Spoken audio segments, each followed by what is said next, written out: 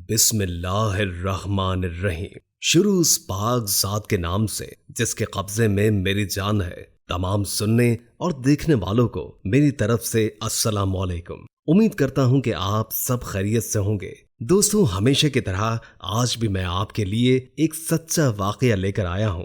دوستو، پیارا اسلام چینل کا مقصد تمام اسلامی بھائیوں کو راہ راست پر لانا ہے۔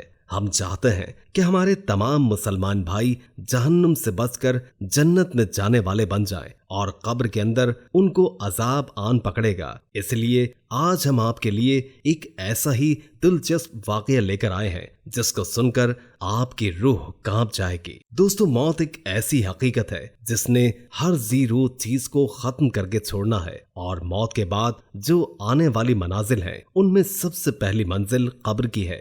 بحیثیت مسلمان ہمارا یہ اعتقاد ہے کہ مرنے کے بعد قبر سے ہی انسان پر جزا اور سزا کا معاملہ شروع ہو جاتا ہے، جیسے کہ حدیث پاک میں اس کی وضاحت ملتی ہے۔ ایک اور روایت میں یوں آتا ہے کہ قبر کی مٹی کو ڈھیر نہ سمجھو، یہ تو جنت کا باغ ہے یا پھر جہنم کا گڑھا۔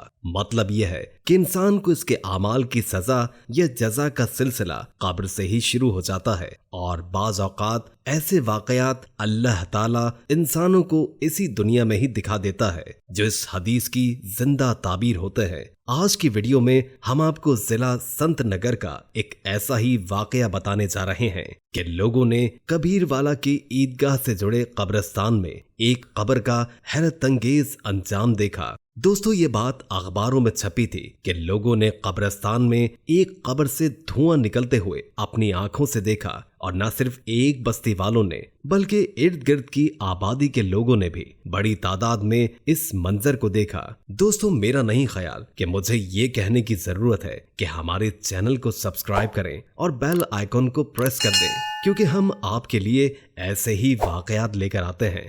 دوستو، میں نے مناسب سمجھا کہ واقعہ شروع کرنے سے پہلے کیوں نہ آپ کو عذاب قبر کے بارے میں بتایا جائے۔ اصل میں عذاب قبر کیا ہے اور قرآن و حدیث میں اس بارے میں کیا کیا ارشادات موجود ہیں۔ یاد رہے کہ عذاب قبر شریعت اسلامیہ کی ایک خاص اصطلاح ہے جسے لفظی اور معنی مفہوم کے ساتھ نہیں سمجھا جا سکتا۔ دنیاوی زندگی اور آخرت کے درمیانی وقفے کو برزخ یا قبر کہا جاتا ہے، اور یہ بات بھی یاد رہے کہ مردے کو زمین کے 2 گز اندر دفن کیا جاتا ہے۔ قبر کی وہ حقیقی مراد نہیں ہے، یعنی قبر یعنی برزخ کے لیے کوئی بھی متعین اور مخصوص جگہ نہیں ہے۔ دوستو، روح کے جسم سے پرواز کر جانے کے بعد جسم جس شکل میں بھی ہو، خواہ پانی میں ہو، درندے کے پیٹ میں ہو یا زمین میں مدفون ہو، سالم ہو یا معدوم ہو گیا ہو، اسے برزخ یا قبر ہی کہتے ہیں۔ اسی برزخی مستقر میں نیک روح کو راحت اور بری روح کو تکلیف اور عذاب کا سامنا کرنا پڑتا ہے، جسے عذاب قبر کہتے ہیں، اور یہ ہر مسلمان کا عقیدہ ہے۔ یاد رہے کہ عذاب قبر آخرت کے حساب کتاب اور سزا اور جزا کی تمہید ہے۔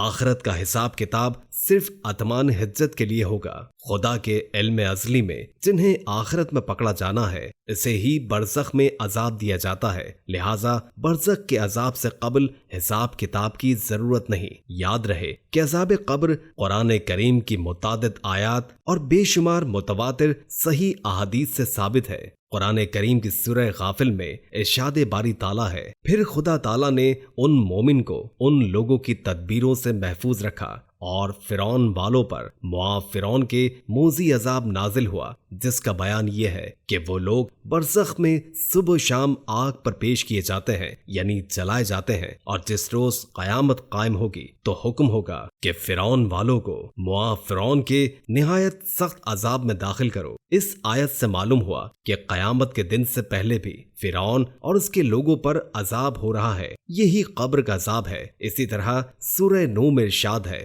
اپنے گناہوں کے سبب وہ یعنی حضرت نوح علیہ السلام کی قوم کے لوگ غرق کیے گئے اور پھر آگ میں داخل کیے گئے۔ ان لوگوں کو قیامت سے پہلے آگ میں داخل کرنے سے مراد برزخ اور قبر کی آگ میں داخلہ ہے۔ میرے دوستو، اگر اسی طرح دیکھا جائے تو قبر میں عذاب و راحت اور فرشتوں کے سوال کے بارے میں احادیث متواتر ہے، اور کثیر صحابہ سے منقول ہے کہ حضرت ابو ہریرہ رضی اللہ تعالی عنہ سے روایت ہے کہ رسول اللہ صلی اللہ علیہ وآلہ وسلم نے فرمایا جب کسی میت کو قبر میں رکھ دیا جاتا ہے تو اس کے پاس سیاہ رنگ کی نیلے آنکھوں والے دو فرشتے آتے ہیں، ایک کو منکر اور دوسرے کو نکیر کہا جاتا ہے۔ وہ دونوں اس میت سے پوچھتے ہیں تو اس شخص سے یعنی نبی کریم صلی اللہ علیہ وآلہ وسلم کے بارے میں کیا کہتا ہے؟ وہ شخص وہی کہتا ہے جو دنیا میں کہتا ہے کہ وہ اللہ کے بندے اور اس کے رسول ہیں۔ میں گواہی دیتا ہوں کہ اللہ کے سوا کوئی معبود نہیں اور محمد اللہ کے بندے اور رسول ہیں۔ پھر وہ فرشتے کہیں گے کہ ہم جانتے تھے کہ تو یہی جواب دے گا۔ پھر اس کی قبر